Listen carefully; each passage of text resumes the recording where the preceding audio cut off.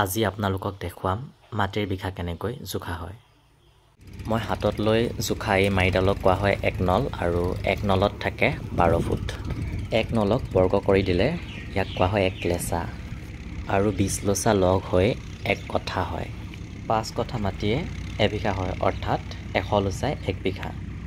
Practically আমি চাব গ'লে দীঘত কেইনল আছে আৰু পষ্টত কেইনল আছে আমি প্ৰথম উলিয়াই ল'ব লাগিব। উদাহৰণস্বৰূপে আমি চাব গ'লে দীঘত যদি আমি 21 নল পালোঁ আৰু পষ্টত যদি আমি 10 নল পালোঁ, তেনেহ'লে দীঘ আৰু পষ্ট পূৰণ কৰি আমি পাম 210, অৰ্থাৎ 2 বিঘা 10 লেচা মাটি। যদি 1 বিঘা মাটিৰ মূল্য 250 টকা ধৰা হয়, তেনেহ'লে 1 লোচা মাটিৰ মূল্য পাব হ'লে আমি 100ৰে 250ক হৰণ কৰিব লাগিব, অৰ্থাৎ 1 লোচাৰ মূল্য হ'ব 2.5, অৰ্থাৎ 2 টকা 50 পইচা। এতেকে অতিৰিক্ত 10 লোচাৰ মূল্য হ'ব 2 টকা 50 পইচাক আমি 10ৰে পূৰণ কৰি দিলে পাম আমি 25 টকা, অৰ্থাৎ 2 বিঘা 10 লেচা মাটিৰ মূল্য হ'ব 525 টকা।